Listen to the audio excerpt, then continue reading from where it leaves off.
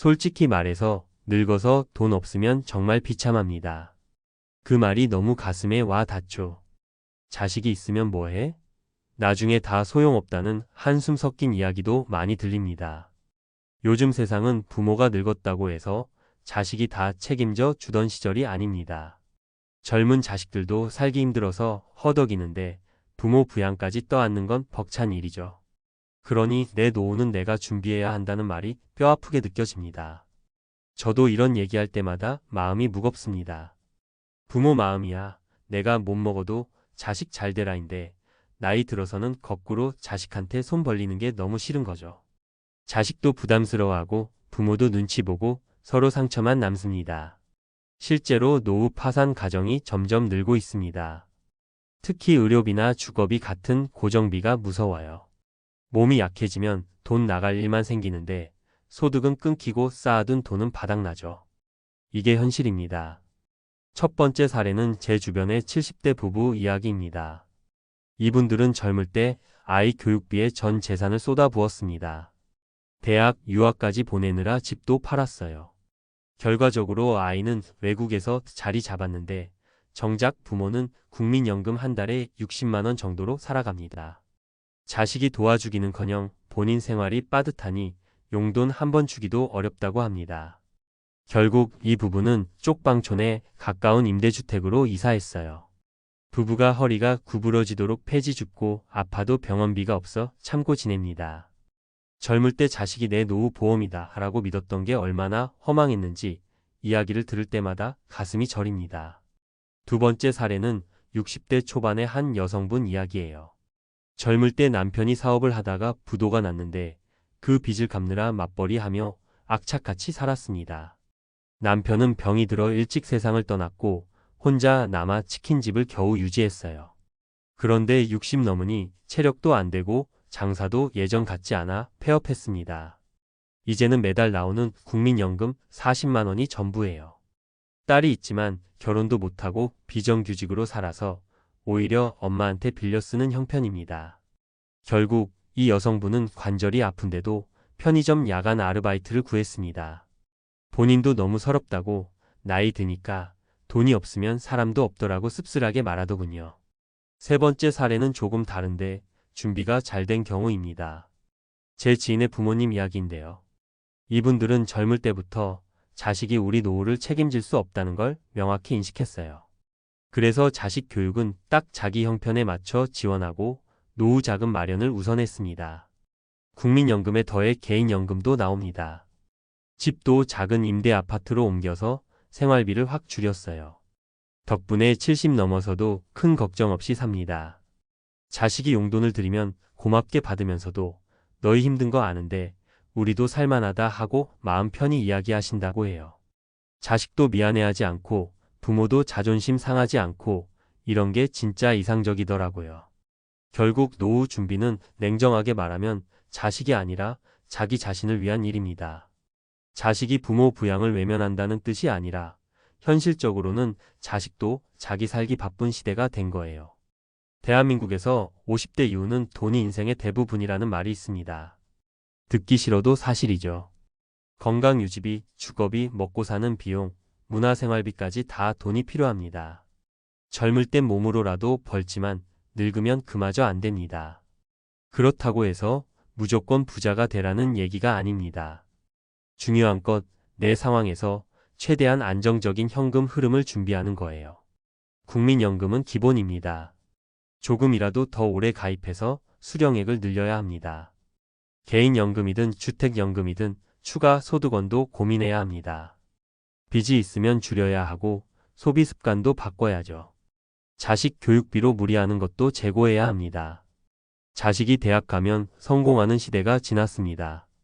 내 노후가 무너지면 결국 자식에게도 부담이 됩니다.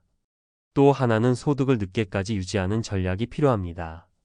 정년퇴직이 끝이 아니라 소일거리든 파트타임이든 내 나이에도 할 수 있는 일을 생각해 봐야 해요. 요즘은 60, 70에도 일하는 분들 많습니다. 부끄러운 게 아닙니다. 오히려 건강도 지키고 사회와 연결되어 있으니 외로움도 덜하죠. 마지막으로 나이가 들수록 인간관계가 더 중요해집니다. 돈이 없으면 사람도 멀어진다는 게 현실이지만 돈이 있어도 고립되면 쓸쓸합니다. 노후 준비는 결국 돈 건강 관계입니다. 돈이 없으면 비참하지만 돈만 있어도 허전할 수 있어요. 그러니 준비할 수 있을 때 건강 챙기고 인간관계 넓히고 돈도 관리해야 합니다. 이런 얘기를 하면 다들 무겁다고 합니다. 그렇지만 필요한 이야기예요. 나이 들어서 후회하지 않으려면 지금부터라도 생각하고 행동해야 합니다. 젊을 때 자식에게 올인했던 세대가 지금 고생하는 걸 보면 우리도 같은 실수를 반복하면 안 되겠다는 교훈을 얻을 수 있어야죠.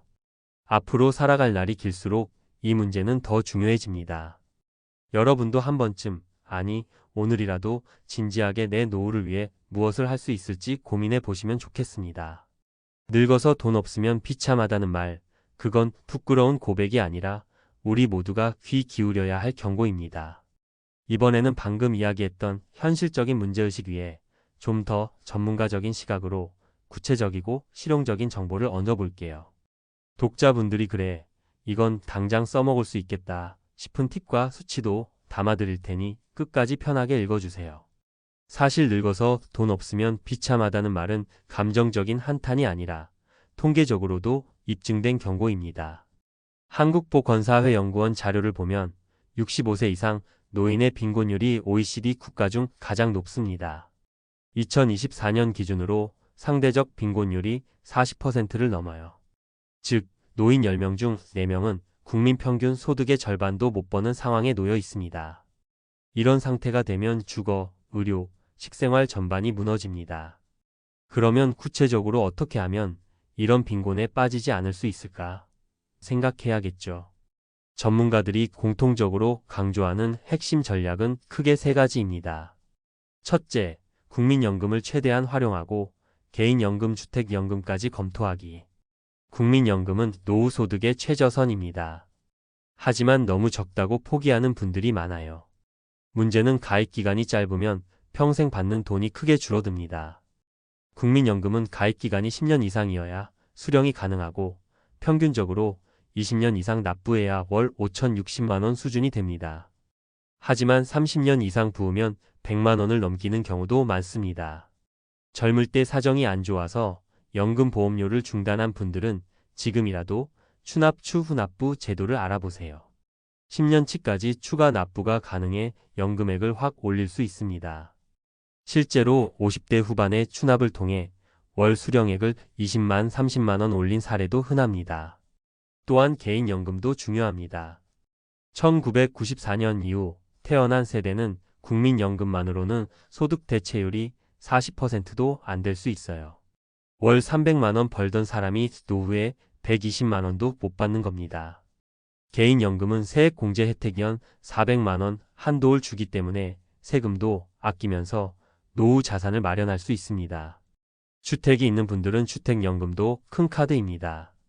한국주택금융공사 KHFC 기준으로 9억 이하 주택이면 신청 가능하고 70세 부부가 4억짜리 집으로 신청하면 매달 90만 원 이상 받기도 합니다.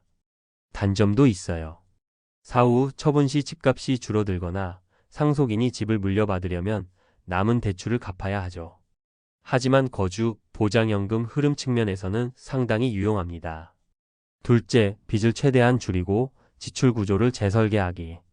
노후 빈곤의 주범 중 하나가 빚입니다. 통계청 자료를 보면 60대 가계의 부채 비율이 2000년대 초반보다 2배 이상 늘었어요. 자식 결혼자금, 학자금, 보증빚이 큰 원인입니다. 여기서 중요한 팁이 하나 있습니다. 전문가들은 노후에 갚아야 할 빚은 가급적 50대까지 없애라고 권합니다. 특히 주택담보대출 상환 계획이 필수입니다. 이자율이 조금 낮다고 안심하면 안 됩니다. 금리가 오르면 이자, 부담이 훅 늘어나고 소득은 줄어드는 게 노후예요. 또한 소비 패턴도 재설계해야 합니다. 많은 분들이 자식 교육, 결혼, 손주 용돈까지 무한정 지원하다가 자기 노후가 무너집니다.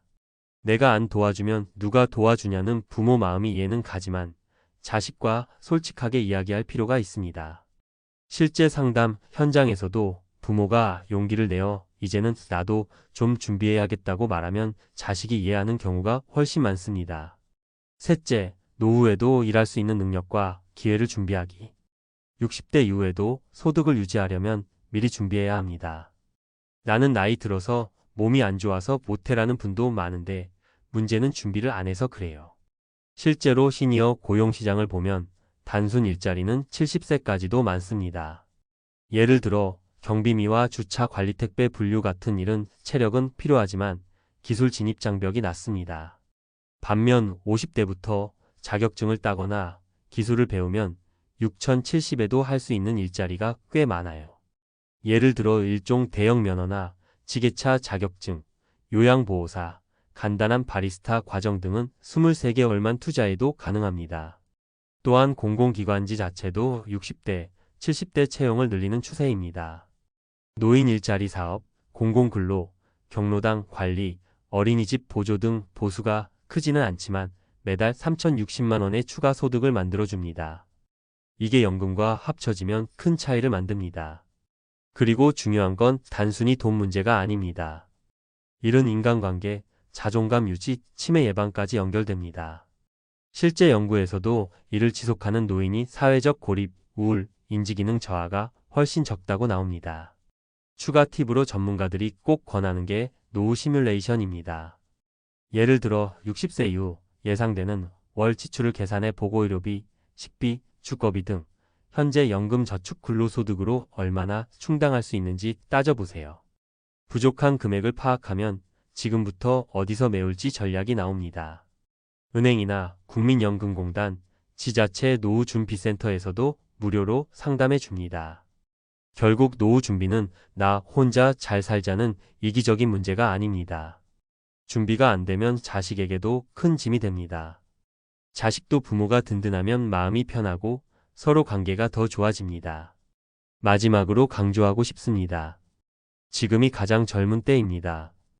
50대, 60대라고 늦었다고 포기하지 마세요. 하루라도 빨리 준비하면 한 달, 한 해 뒤에 훨씬 달라집니다. 돈이 없으면 정말 비참해지는 게 맞습니다. 하지만 준비하면 충분히 덜 비참하고 오히려 더 존엄하고 자유롭게 살 수 있습니다. 혹시 이 글을 읽고 마음이 무거워졌다면 오늘 저녁에라도 연금 가입 기간, 빚 잔액, 매달 지출 내역을 한번 적어보세요. 그게 노후 준비의 첫 걸음입니다. 이 작은 시작이 여러분의 미래를 바꿔줄 수 있습니다. 이야기가 길었지만 정말 중요한 주제라서 솔직하고 현실적으로 풀어봤습니다. 우리 모두 나이 들어서도 존엄하고 자유롭게 살 수 있는 준비, 지금부터 함께 합시다.